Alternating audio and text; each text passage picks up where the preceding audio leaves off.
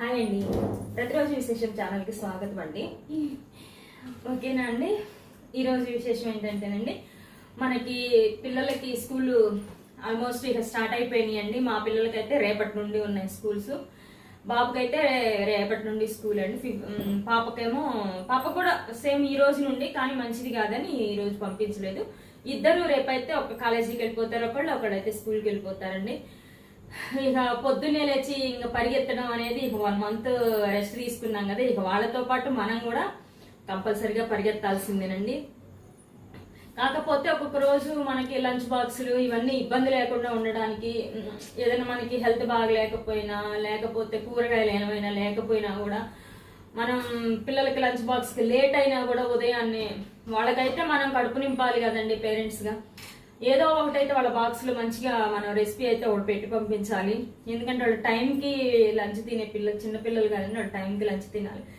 కాబట్టి వాళ్ళకి ఏదో ఒకటి మనం ఇమ్మీడియట్లీగా చేయడానికి, తొందరగా అయిపోయేది, ఒక్కొక్కసారి మనకి హడావిడి అయినా కూడా తొందరగా అయిపోయేది చేయడానికి ఈరోజు అయితే నేను పులిహోర పౌడర్ చూపిస్తానండి. ఇది మనకి మినిమం 6-7 months అయినా సరే మనం ఫ్రిడ్జ్లో స్టోర్ చేసుకుంటే అలాగే ఉంటుందండి. ఒకవేళ ఫ్రిడ్జ్లో కాకపోయినా బయట స్టోర్ చేసుకున్నా కూడా మంచిగా ఉంటుందండి. ఇది మనకి అన్నం ఓన్లీ రైస్ వండుకుంటే వెంటనే 5 నిమిషాల్లో ఒక 2 స్పూన్లు ఆయిల్ వేసేసుకుని ఆ పౌడర్ వేసేసుకుంటే ప్రిపేర్ అయిపోతుందండి. మనకి ఎప్పుడైనా ఇంపార్టెంట్ అయినప్పుడు, కూరగాయలు లేనప్పుడు అయితే మనం చేసేసుకోవచ్చు. ఇట్లాగా లంచ్ బాక్స్కి ఇబ్బంది లేకుండా ఉంటుంది. ఓకేనా అండి. పొద్దున్నే లేచి లంచ్ బాక్స్లు కట్టడం ఇవంతా కొంచెం ఇబ్బంది అయినప్పుడు ఇలా మనం ప్రిపేర్ చేసి పెట్టొచ్చు. ఓకేనా. దానికి కావాల్సిన ఇంగ్రీడియంట్స్ ఏంటో ఇప్పుడు నేను చూపిస్తానండి. ఓకేనా. ఫస్ట్ వచ్చేసి ఎండుమిరపకాయలండి. మనం ఈ క్వాంటిటీలో ఎండుమిరపకాయలు తీసుకోవాలి. నేనైతేనే వచ్చేసి ఇవి బాగా కారం ఉంటుందండి, కాబట్టి నేను ఇవి ఇంతవరకు ఎండుమిరపకాయలు తీసుకున్నాను. మెజర్మెంట్లోనైతే ఇవి ఒక 20 ఉంటాయండి మిరపకాయలు. ఇవి ఒక 20 మిరపకాయలు ఉంటాయి. అంటే మినిమం మనకు వచ్చి 10 grams అలా మిరపకాయలు ఉంటాయండి. మనకి కాశ్మీరీ రెడ్ చిల్లీ దొరికితే వేసుకోవచ్చు అండి. అవి కాస్ట్లీ కదా, నా దగ్గర అయితే అవి లేవు. మామూలు మిరపకాయలే ఉన్నాయండి, మామూలు మిరపకాయలే ఉన్నాయి. నేను ఇవే వాడుతున్నాను, నా దగ్గర కాశ్మీరీ రెడ్ చిల్లీ లేవు. కాబట్టి మిరపకాయలు ఒక 10 grams ఉంటాయండి. ఇవి ఆవాలండి 2 స్పూన్లు మనకి చూపిస్తాను టేబుల్ స్పూన్తో. ఈ స్పూన్తో 2 స్పూన్లు ఆవాలండి. ఈ స్పూన్తో 3 స్పూన్లు మనకి నువ్వులు వేస్తే మంచి టేస్ట్ వస్తుందండి. మనకి ఈ నువ్వుల వలన ఫ్లేవర్ కూడా బాగుంటుంది. కాబట్టి ఈ స్పూన్తో నేను 2 స్పూన్లు నువ్వులు తీసుకున్నాను.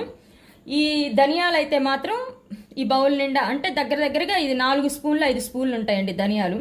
మినిమం 5 స్పూన్లు నేనైతే వేసింది. 5 స్పూన్లు ధనియాలు. ఇది ఒక చిన్న చిప్ప అండి, మన కొబ్బరి చిప్ప, ఒక చిన్న చిప్ప. ఇది కొబ్బరి అంతా తురిమి పెట్టుకున్నాను నేను. అందులో ఒక చిన్న చిప్పలో ఇది ఇంత క్వాంటిటీలో మనం కొబ్బరి తీసుకోవాలి. ఒక చిన్న స్పూన్ అంతా మిరియాలు, ఒక స్పూన్ వచ్చేసి మెంతులు అండి, మెంతులు ఇవి. ఇది 2 స్పూన్లు వచ్చేసి జీలకర్ర. ఇవి వచ్చేసి ఒక 100 grams వచ్చేసి మినప్పప్పు అండి, మనకి పొట్టు తీసిన మినప్పప్పు. ఇవి వచ్చేసి ఒక 100 grams పచ్చిశనగపప్పు అండి, మనకి ఇంట్లోనే ఉంటాయి కదా పచ్చిశనగపప్పు.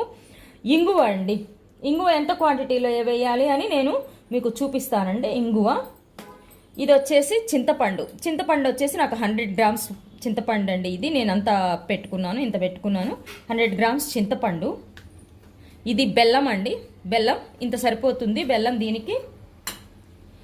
ఇవి వచ్చేసి పల్లీలు అండి, మనం అంతా అయిపోయిన తర్వాత వేయించి పల్లీలు వేసుకోవడానికి ఈ పల్లీలు. ఓకేనా అండి. ఇది కరివేపాకు అండి. ఈ కరివేపాకు కూడా ఫ్రెష్గా మనం దాంతోపాటు అన్నీ వేయించుకునే దానిలో కరివేపాకు కూడా వేసుకోవాలి. కాబట్టి ఇప్పుడు మనం ప్రిపరేషన్ స్టార్ట్ చేద్దామండి. ఎలా చేసుకోవాలి ఏంటని నేను చూపిస్తాను. ఓకేనా.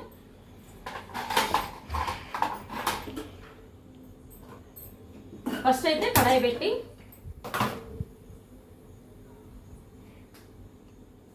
ఓకేనండి. ఫస్ట్ ఎండుమిరపకాయలు వేయించుకోవాలండి. మనం కడాయి పెట్టుకొని ఎండుమిరపకాయలు వేయించుకోవాలి. మనకి ఎండుమిరపకాయలు అలా ఉత్తిగా వేయిస్తే మనకి బాగోవండి. అందుకని చెప్పి మనం కొంచెం ఆయిల్ వేసుకుందాము. ఎండుమిరపకాయలు వేసుకొని కొంచెం ఆయిల్ వేసుకుందాము దీంట్లో. అప్పుడే మంచిగా వేగుతాయండి ఎండుమిరపకాయలు. ఎప్పుడైనా కొంచెం ఆయిల్ వేసుకొని వేయించుకుంటే బాగా వేగుతాయి. ఎక్కువేమో అవసరం లేదు, కొంచెం అయితే సరిపోతుంది.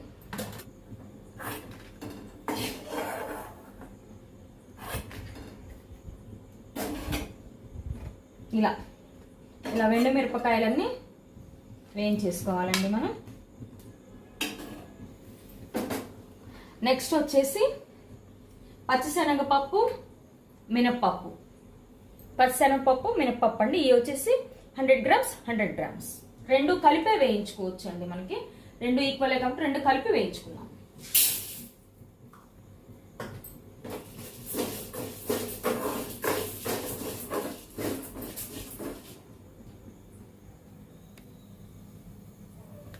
అస్సలు మనకి హై ఫ్లేమ్లో అనేది ఉండకూడదండి. మనం లేదంటే ఆడవాళ్ళ ఇంట్లో ఉంటారు కదా అని అంటారే కానీ వాళ్ళకి సరిపోతూనే ఉంటుంది, ఏదో ఒకటి చేస్తూనే ఉండాలి.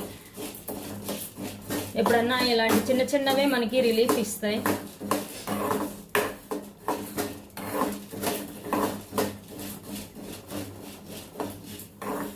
ఆల్మోస్ట్ ఉందండి అది 210 ఏమో ఉంది. 100 గ్రామ్స్ 150 గ్రామ్స్ వచ్చి 210 ఏం పడిందండి. ఇప్పుడు ఎంత ఉందో తెలియదు నాకు, చాలా కాస్ట్ ఉంటుంది అది.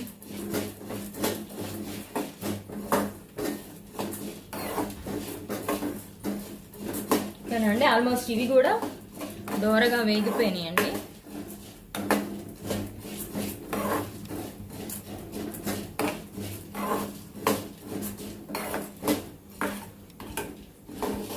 ప్లేట్లోకి తీసేసుకుందాము. చూడండి, ఇలా ఇలా లైట్ గోల్డెన్ కలర్లో వచ్చేట్టు వేయించుకుంటూ చూడండి. ఇవి వేగిపోయినాయి. ఇలా చూడండి వేగిపోయినాయి. ఇలా వేయించుకోవాలి అన్నీ. ఓకేనండి, మనం ఇప్పుడు ఆవాలు వేయించుకుందాము. ఆవాలు వెంటనే ఎగిపోతాయి కాబట్టి ఆవాలు, జీలకర్ర ఈ రెండు కలిపి మిక్స్ చేసి వేయించుకుందాం.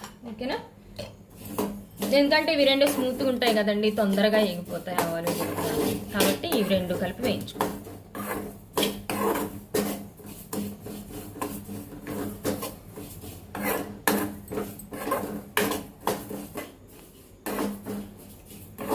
ఓకేనండి, మనకి ఆవాలు, జీలకర్ర కూడా వేగిపోయినాయి. చూడండి మంచి వాసన వస్తుంది.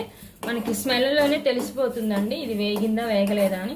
కానీ సిమ్లోనే పెట్టుకొని వేయించుకోవాలండి. వీటిని హైలో పెట్టుకొని వేయించితే మాత్రం ఇది పౌడర్ స్టాకు ఉండదు, మనకి మంచి స్మెల్ కూడా రాదు. కాబట్టి ఇలా అన్నీ కూడా వేయించుకోవాలి. మంచిగా వేగిపోయి చిటపట్లాడుతున్నాయండి జీలకర్ర, ఆవాలు. ఇప్పుడు ఈ టైంలో మనం తీసేద్దాం. తీసి ప్లేట్లో వేసేసుకుందాం. నువ్వులు ఇవి ఉంటేనే చాలా టేస్ట్ ఉంటుంది. ఎందుకంటే మనకి నువ్వుల నూనెతో నువ్వులతో ఏదైనా చేసినా కూడా మంచి వాసన వస్తుంది, మంచి స్మెల్ వస్తుందండి.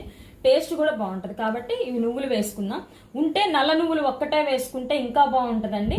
నా దగ్గర 2 మిక్సింగ్ ఉన్నా ఏం కాదు, చాలా బాగుంటుంది. కాబట్టి నువ్వులు 2 స్పూన్లు నువ్వులండి. ఇవి నువ్వులు తొందరగా వేగిపోతాయి కాబట్టి మనం సింగిల్గానే వీటిని వేయించుకోవాలి. నువ్వులు ఒక్కటే వేయించుకోవాలండి, ఎందుకంటే ఇవి తొందరగా చిట్పట్లాడిపోతాయి కాబట్టి. వేరే ఐటెంతో వేయించితే మనకి మాడిపోతాయి. ఓకేనా, నువ్వులు కూడా వేగిపోయినాయండి మనకి చిట్పట్టి. ఇది చూడండి దోరగా వేగిపోయినాయి నువ్వులు కూడా మంచిగా చిట్పట్లాడి. వీటికి కూడా తీసుకొని మనం ప్లేట్లో పోసేసుకుందాం.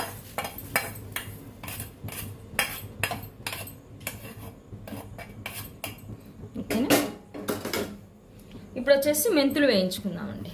మెంతులు మనకు ఆరోగ్యానికి కూడా చాలా మంచిదండి. మెంతులు, ధనియాలు ఈ రెండు కలిపి మనం వీటిని కూడా ప్లేట్లోకి తీసుకుందాం. ఓకేనా అండి, ఇప్పుడు వచ్చేసి కొబ్బరి ముక్కలు వేయించుకుందాం. కొబ్బరి కూడా మనకి వేగిపోయిందండి, ఇంకా అయిపోయింది. కొబ్బరి కూడా అయిపోయింది మనకి, ఎంతోసేపు పట్టలేదు, 1 నిమిషంలో కొబ్బరి కూడా అయిపోయింది. దీన్ని కూడా తీసుకొని మనం ప్లేట్లో పోసుకుందాం.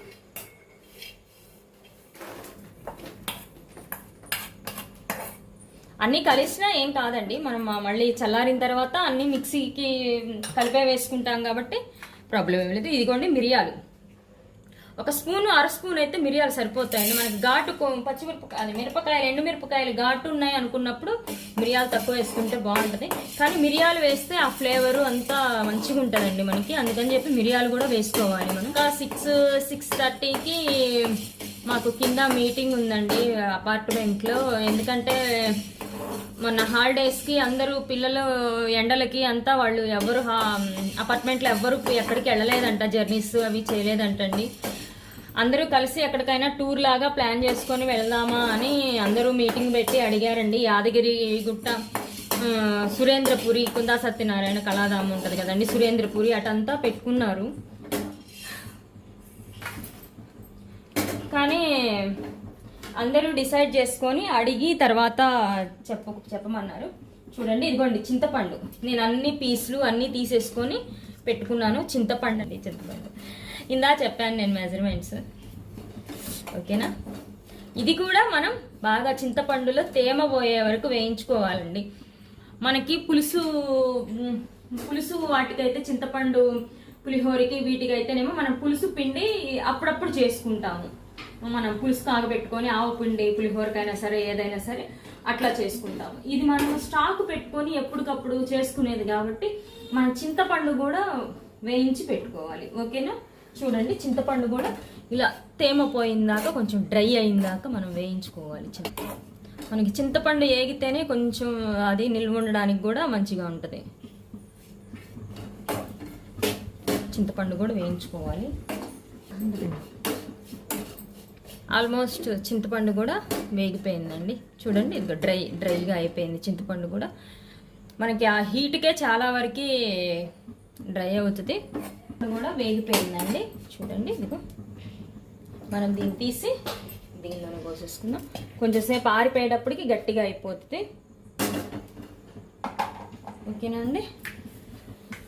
ఇంకా ఇంతేనండి, మనం వేయించుకునేది అయితే ఇంతవరకే. ఇక కరివేపాకు ఉందండి. ఈ కరివేపాకు మనము అది మిక్సీలో వేసుకునే ఇదయ్యేసరికి ఇందులో కొంచెం వేడి ఉంటుంది కాబట్టి ఆల్మోస్ట్ దీనిలో కూడా వేగిపోతుంది. ఇప్పుడు కరివేపాకు, ఇదిగోండి కరివేపాకు కూడా వేయించేసుకున్నాము. వేగిపోయింది. బాండీ హీట్కే కరివేపాకు వేడిపోయి బాగా చక్కగా ఫ్రై అయిపోయింది. చూడండి ఎంత కలర్ఫుల్గా ఉన్నాయి, అన్నీ వేయించి పెట్టేసుకుంటే. ఓకేనండి,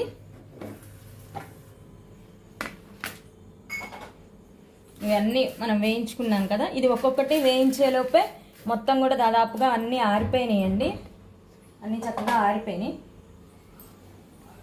మనకండి. ఇప్పుడు చింతపండు ఒక్కటిగా వేయించుకుంటే మనకి చింతపండు ఒక్కటే మిక్సీలో పడదండి. కాబట్టి అన్ని మిక్స్ చేసి అన్నిటితో పాటు చింతపండు కూడా కలిపి వేయించుకోవాలి. అది ఒకటి సపరేట్గా వేయించుకుంటే మిక్సీ జార్లో తిరగదు. కాబట్టి ఇలా అన్ని కలపెట్టుకొని పప్పులన్నీ కలుపుకొని కొంచెం కొంచెంగా మనం మిక్సీలో వేసుకుందాము మొత్తం. ఇక లాస్ట్కి మొత్తం కలిపి వేసుకుంటే బాగుంటుంది. ఇలా పప్పులు, కొన్ని పప్పులు, కొన్ని మిరపకాయలు, కొంచెం చింతపండు, ఇట్లా అన్నీ కొంచెం కొంచెం తీసుకొని రెండుగా వేసుకుందాం. రెండు పార్ట్లుగా వేసుకుందాం, సగంగా. ఓకేనా అండి.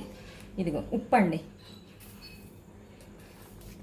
ఉప్పు మనకి ఇక్కడ సరిపోకపోయినా కూడా మనం రైస్లో మనం కలుపుకునేటప్పుడు కొంచెం అందులో కూడా కొంచెం ఉప్పు వేసుకొని కలుపుకుంటే బాగుంటుందండి. మనం ఇక్కడ కొంచెం క్వాంటిటీ తగ్గించే వేసుకున్న ఉప్పు సరిపోకపోయినా కూడా మనం రైస్లో కలుపుకునేటప్పుడు పులిహోరకి ఎలాగైతే ఉప్పు వేసి కలుపుకుంటామో అలా కలుపుకున్నప్పుడు మళ్ళీ వేసుకోవచ్చు, ఓకేనా. ఇప్పుడు ఇంగువ అండి. ఇందాక చెప్పాను కదా, మనం ఇంగువ కూడా వాడుతున్నాం కాబట్టి కొంచెం ఉప్పు ఫస్ట్ వాయికి ఇది వేసాను నేను ఇంగువ, ఓకేనా. కొంచెం బెల్లం, ఈ వాయిలో ఇంత బెల్లం వేసాను, ఓకేనా. ఇది వచ్చేసి మిక్సీ పట్టేసుకొని వస్తాను. ఇదిగోండి మిక్సీ పట్టుకున్నాం మనం, ఇలా వచ్చింది పౌడరు. ఇప్పుడు దీన్ని ఏం చేసుకోవాలో చూపిస్తాను, ఓకేనా. ఓకేనండి, ఇప్పుడైతే ఇదిగోండి చూడండి మిక్సీ పట్టుకున్నాను, ఇలా వచ్చింది. ఇప్పుడు మనం కడాయి పెట్టుకొని బాండీ పెట్టుకొని ఆయిల్ అయితే వేసుకోవాలి. మనకి పల్లీలు మునిగేంత ఆయిల్, పల్లీలు ఫ్రై చేసుకునేంత ఆయిల్ అయితే వేసుకోవాలి. ఇలా ఆయిల్ వేసుకొని ఈ ఆయిల్లో మనం కొంచెం పచ్చిశనగపప్పు, మళ్ళీ మనం రైస్లో కలుపుకునేటప్పుడు ఎలాగో తాలింపు వేసుకుంటాం కాబట్టి కొంచెం ఫ్లేవర్, అందులో ఫ్లేవర్ ఉండడం కోసం కొంచెం పచ్చిశనగపప్పు వేసుకుందాము. పల్లీలు అండి, ఇందాక మనం చూపించాం కదా పల్లీలు, ఈ కప్ప పల్లీలు. ఇప్పుడు వీటిని వేయించుకుందాము. ఇలా మనకి పల్లీలు మనం అప్పుడు ఫ్రెష్గా కరివేపాకు ఎండుమిరపకాయలు కూడా అప్పుడు వేసుకుంటే బాగుంటుందండి. ఆల్రెడీ ఎందులో ఎండుమిరపకాయలు వేయించి మనం పొడిలో వేసాం కదా. ఓకేనండి, ఇవి వేగిపోయినాయి. ఓకేనండి, ఇవి చూడండి మనకి పల్లీలు కూడా బాగా చిట్లిపోయినాయి, పచ్చిశనగపప్పు కూడా వేగిపోయినాయి.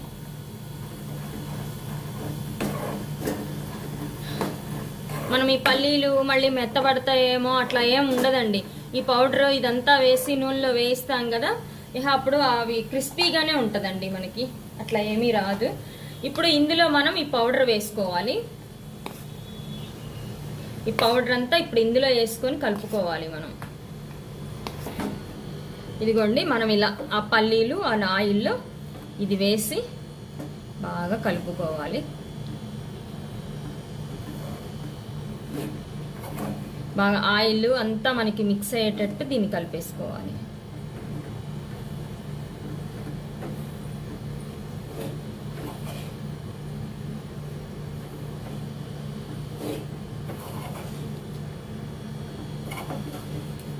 మనకి ఎండుమిరపకాయలు ఇంకొంచెం కారం తింటామంటే ఎండుమిరపకాయలు కొంచెం వేసుకోవచ్చు.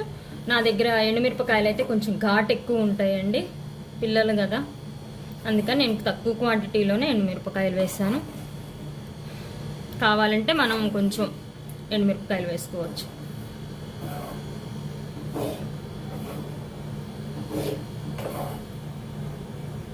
ఓకేనా, అయిపోయిందండి. ఇంకా మనకి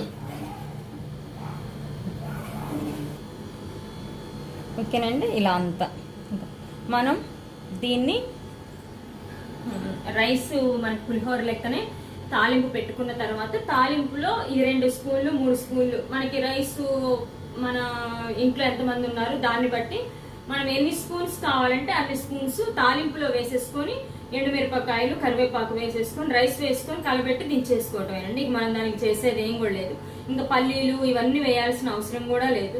మామూలుగా మనం ఇంట్లో అన్నిటికీ పోపు ఎలా పెట్టుకుంటామో తాలింపు ఎలా పెట్టుకుంటామో అలా పెట్టుకొని ఇది 2 స్పూన్లు లేకపోతే 4 స్పూన్లు మన క్వాంటిటీని బట్టి చేసుకునే దాన్ని బట్టి ఇంకా వేసేసుకొని ఇంకా మనం రైస్ కలబెట్టేసుకొని దించేసుకోవటమే. ఫ్లేవర్ అది చాలా బాగుంటుందండి, ఒకసారి ట్రై చేసి చూడండి. ఓకేనా, ఇప్పుడైతే దీన్ని నేను జార్లోకి తీసుకుంటున్నాను. ఓకేనండి, ఇదిగోండి మనం తీసుకున్న క్వాంటిటీకి వచ్చేసి ఈ జార్కి వచ్చిందండి కొన్నాను.